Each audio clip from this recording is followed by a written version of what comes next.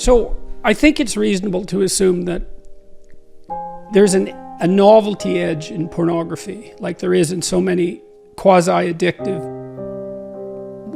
phenomenon. And so it has to become, because novelty is a sexual kick, it has to stay novel, and that means that over time it's going to become more extreme. So that's not good. Well, so how do you resensitize yourself in some sense? Well, you stop. You stop. And then hopefully you recover. And then you deprive yourself of that outlet, let's say. And you might say, well, you know, is that absolutely necessary? And maybe there's nothing wrong with pornography. It's like, well, I don't know, man. Like, have you ever really met a guy who is proud of that? Like, you know what I mean? That makes him feel like, I'm the guy, man. You know, I'm watching pornography and getting off. It's like, what a man. I don't believe anyone feels that. And to me, maybe I'm wrong. And to me, that's an indication that, yeah, we know.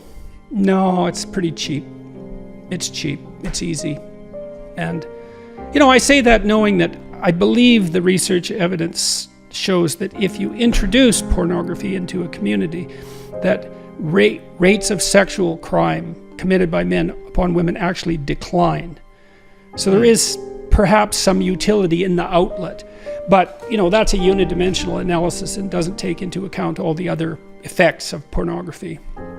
So, including the ones you described, and I think that those are real. It makes sense that they're real, you know, because it's super satiation, and it's a non-trivial technological problem. You know, it's now possible for young men to look at more beautiful nude women in one day than any man has ever seen, you know, prior to 10 years ago, 20 years ago, than any man in history had ever seen. That's not nothing. That's something. And to think that doesn't do anything to you, it's like, no, that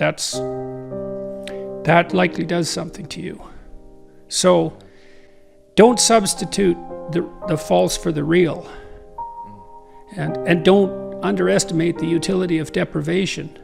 You know, what do we need to drive us forward to have the adventure of our life? You know, well, some deprivation, that's for sure. That heightens desire and drive, and maybe you need that. You're afraid to approach a woman.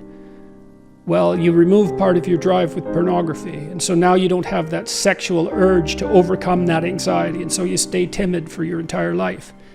You know, maybe not, but maybe.